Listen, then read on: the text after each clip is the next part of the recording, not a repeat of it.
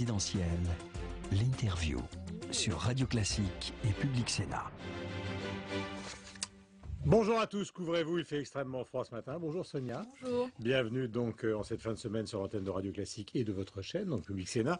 Hervé Morin, donc bonjour. Bonjour Guillaume Durand. Vous lisez les journaux comme moi, tout le monde pronostique l'arrêt de votre candidature au début du mois de février. Est-ce que c'est vrai, est-ce que c'est faux? Pardonnez-moi de vous agresser le matin d'entrée. Non, mais j'ai à répondre tous les jours à la même question avec cette espèce de ritournelle qui est extrêmement simple, c'est que vous voyez, dès que j'aurai terminé cette interview, je foncerai à Orly pour aller faire campagne à Marseille et à Toulon. Et demain, pour être dès l'aube à Tours. Donc vous voyez que... Donc il n'y a aucune chance, promettez-nous ce matin à Sonia, à moi aux éditeurs de Radio Classique et de Public Sénat, il n'y a aucune chance que vous interrompiez cette campagne d'ici le premier tour. Mais aucune chance, c'est pour vous une chance si j'interrompais cette campagne? Non, non, je vous pose la question. Mais j'ai la volonté et la détermination de continuer. Il y a très clairement un sujet que j'ai déjà évoqué avec un certain nombre de vos confrères, qui est aussi d'obtenir les 500 parrainages. Et là, on en est où? Et là, j'en suis entre 300 et 350. Il y a donc encore une marche à franchir, qu'il faut franchir dans les semaines qui viennent. Donc vous êtes dans la même situation que Marine Le Pen. Je parle au nom des parrainages. Je suis dans la même situation que Marine Le Pen, au moins en termes de parrainage. Et derrière ça, il y a une question. Et je le dis aux maires. C'est pas simplement le parrainage, l'indication d'une préférence. C'est un devoir de démocratie. La responsabilité qu'on leur donne, c'est celle de permettre à la démocratie de pouvoir s'exercer en France et le pluralisme. J'ai toujours dit que si pour ma part j'avais plus de 500 signatures, j'indiquerais volontiers à des maires de donner des signatures à Marine Le Pen. Parce que imaginez qu'une campagne présidentielle soit occultée par un certain nombre de courants politiques qu'on aime ou qu'on déteste, peu importe, mais qui représente quelque chose dans l'opinion publique, ce serait, pour cette élection présidentielle, un cataclysme dont on se relèverait mal. Justement, Sonia. Excusez-moi de rappeler votre score, c'est-à-dire que tous les candidats qui sont environ 1% doivent aussi avoir toutes ces 500 signatures. Écoutez, je vais simplement vous poser cette question. Si je ne suis pas candidat, si Christine Boutin n'est pas candidate, si Dominique de Villepin n'est pas candidat, ce que la presse dit en permanence sur le thème, de toute façon, ils n'ont pas leur parrainage.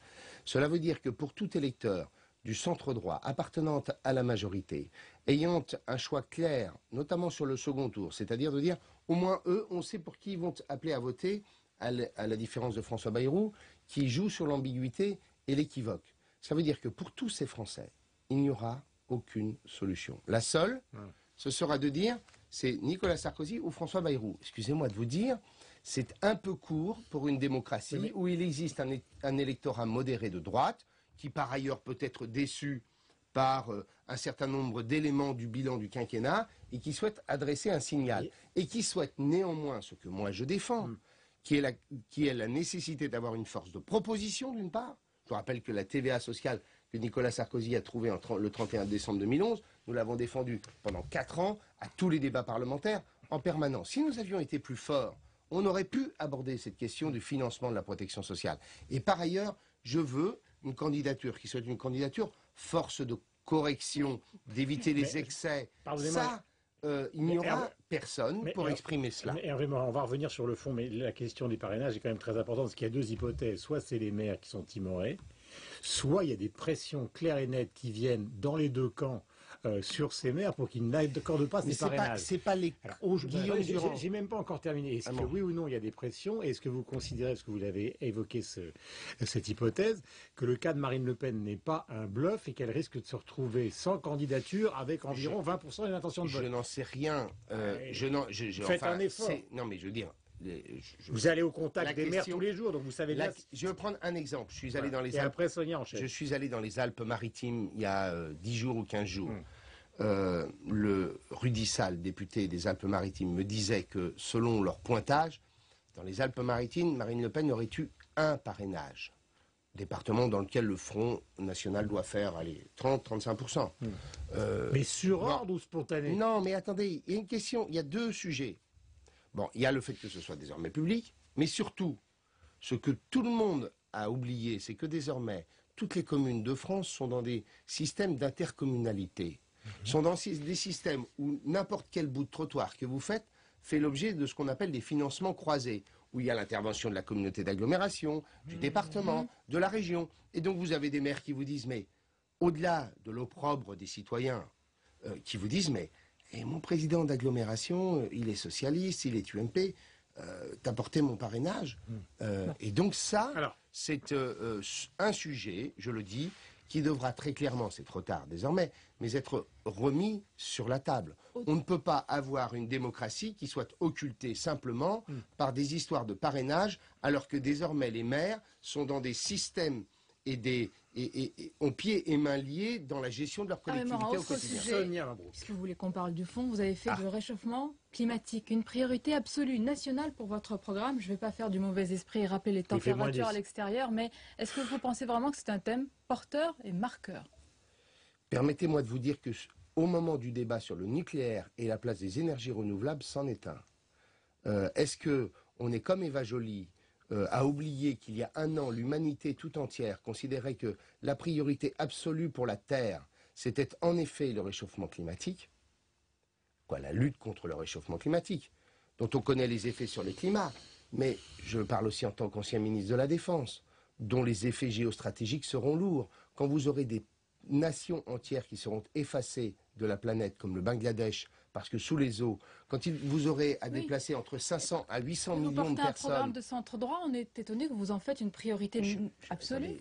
Chaque jour, un candidat à l'élection présidentielle profite d'un déplacement pour présenter ses propositions. Hier soir, j'ai présenté mes propositions pour la parité et l'égalité entre les hommes et les femmes. Il est logique que chaque sujet, chaque pan de la vie de la société soit présent. Et pourquoi je l'ai fait la semaine dernière? Parce que je vous rappelle que nous avons eu un grand oral devant France Nature Environnement, où nous sommes tous passés un quart d'heure et où j'ai découvert ainsi que la lutte contre les abeilles était le sujet central de la question d'environnement avec François Bayrou. Voilà des questions de fond que vous portez. Pardonnez-moi, j'insiste, la question du nucléaire, il y a un an, était abordée avant Fukushima avec cette idée simple. Des pays sont en train d'émerger économiquement, donc énergétivores, pour faire en sorte que cette croissance soit possible, sans participer au réchauffement climatique. Seul le nucléaire le permet, au moins comme énergie de transition. Eh bien, moi, je considère que cette idée-là reste une idée d'actualité. Moi, j'aime mes confrères. J'ai écouté, pardonnez-moi, je reviens à la question précédente, ou plutôt celle d'avant. J'ai écouté ma consoeur Alba Ventura ce matin. J'ai pas entendu. Elle dit que le président de la République se fait fort de vous faire rentrer dans le rang, qui va vous récupérer. Écoutez, voilà, je veux porter mon projet. On insiste assez. Oui, non, mais il faut... franchement, parce que vous êtes un homme expérimenté. Non, mais on va pas y passer une éternité. Je préfère qu'on évoque réellement...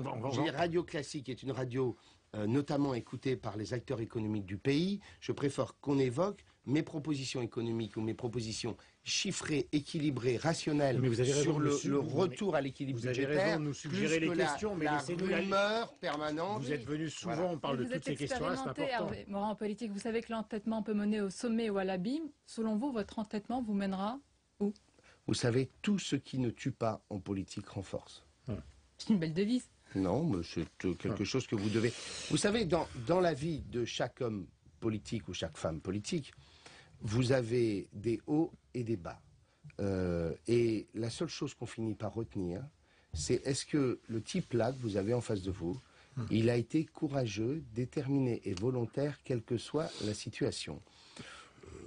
Si vous voulez que je vous rappelle le parcours de François Hollande, aujourd'hui donné comme gagnant l'élection présidentielle, vous reprenez simplement les éditos d'il y a 2 ans, où on expliquait que ce type était foutu, que c'était un loser, que son surnom par une partie de ses camarades du PS, c'était Flamby. Donc vous êtes le François Hollande de 2007-2008. Non, mais je veux dire par là que entre le temps court, qui est le temps médiatique, et le temps long, qui est l'inscription de votre action politique, dans la conscience de vos compatriotes, c'est autre chose. Donc le président de la République ne vous récupérera pas d'ici le premier tour. D'ici le premier tour, ai-je dit.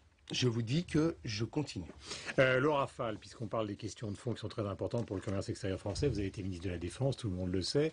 Vous croyez à la finalisation de ce contrat ou pas? Ou est-ce qu'on est dans l'hypothèse Brésil 2009? C'est un bon signe. Et j'ai apprécié la modération de la réaction des autorités politiques françaises. Donc ça veut dire que vous croyez plutôt par rapport à ce qui s'est passé au Brésil. C'est bon signe, mais il faut savoir que pour avoir été très souvent en Inde pour faire la promotion de l'industrie d'armement française, que c'est un pays dont les mécanismes de décision sont extrêmement lourds et compliqués. Et donc ne vendons pas la peau de l'ours avant de l'avoir achevé, comme on l'a fait trop tôt pour le Brésil. Et prenons garde de considérer que c'est acquis. Il va falloir, entre le moment où il y a ce qu'on appelle l'annonce de la négociation exclusive et la signature de contrat, une marge. Il y a une marge et elle est longue. C'est des mois et des mois. Mais vous aurez observé, pour tous ceux qui vous parlent du produire français et du consommer français, que derrière tout ça, il y a une réalité.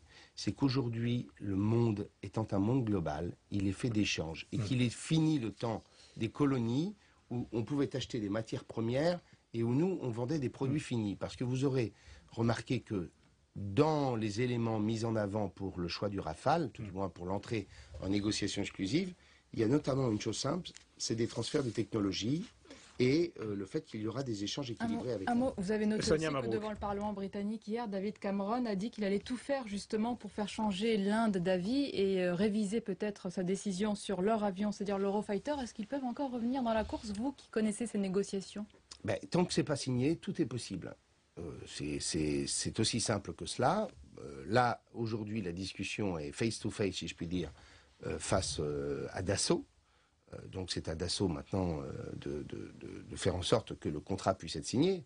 Mais tant que vous n'avez pas eu ce protocole qui consiste à signer en bas d'une page, rien n'est jamais définitif. Lors de vos meetings, est-ce que c'est l'État qui vous protège? Fait allusion à ce qui s'est passé avec François Hollande hier. Non, j'ai refusé, moi, toute protection. Je considère que, honnêtement, on n'est pas à l'abri... Donc c'est les risques du métier, comme il dit.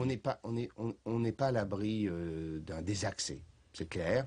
Moi, j'ai toujours trouvé, franchement, pour avoir été ministre de la Défense et donc faisant l'objet d'une protection importante, qu'il y avait pas mal d'excès en la matière et qu'on pouvait probablement faire des économies sur le sujet. Est-ce que vous considérez que la candidature de François Bayrou est une candidature qui risque de faire pchit, puisqu'on voit un très léger tassement dans les sondages?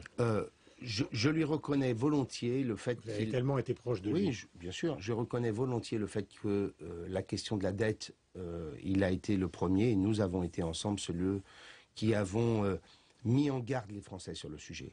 En revanche, franchement, ces propositions d'hier, c'est du bricolage. Les niches fiscales, 20 milliards d'euros de réduction des niches fiscales, je voudrais qu'il nous donne précisément quelle niche fiscale... Il a dit que c'était l'apanage du gouvernement. Du futur gouvernement qu'il pourrait diriger ou présider. C'est gentil, on peut faire des rideaux de fumée permanents.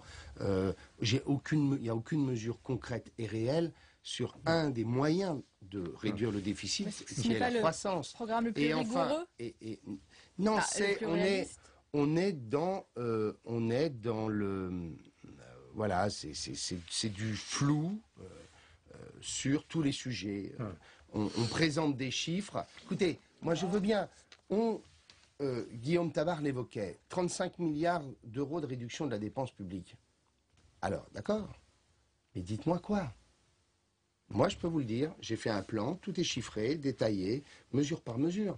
Là, vous avez 35 milliards d'euros de dépenses publiques, on n'en sait rien. Moi, je propose des choses comme, par exemple, le fait que pour l'assurance maladie, nous considérions que désormais, on ait un remboursement qui soit proportionnel aux revenus sur les premières centaines d'euros de dépenses. Le niveau de rémunération de Guillaume Durand ou le mien impose-t-il qu'on soit remboursé dès le premier euro? Je ne le crois pas. Je pense qu'on peut tout à fait considérer que lorsque vous commencez à dépenser quelques dizaines d'euros pour votre enfant pour ses antibiotiques, que vous les payez à 100%. Est-ce qu'il faut maintenir des allocations familiales pour des niveaux de revenus élevés? Très franchement, est-ce que j'ai besoin, moi, de 120 euros d'allocation familiale par mois pour permettre d'élever mes enfants? Certainement pas. Donc il y a des mesures, mais il faut les mettre sur la table et pas simplement être amené à dire on va réduire, on va remettre l'équilibre et puis après on transférera ça au gouvernement. C'est pas sérieux. Merci beaucoup Hervé Morin d'être venu ce matin en direct sur l'antenne de Radio Classique et de Public Sénat. Bonne journée à vous. Protégez-vous, il fait extrêmement froid. Oui.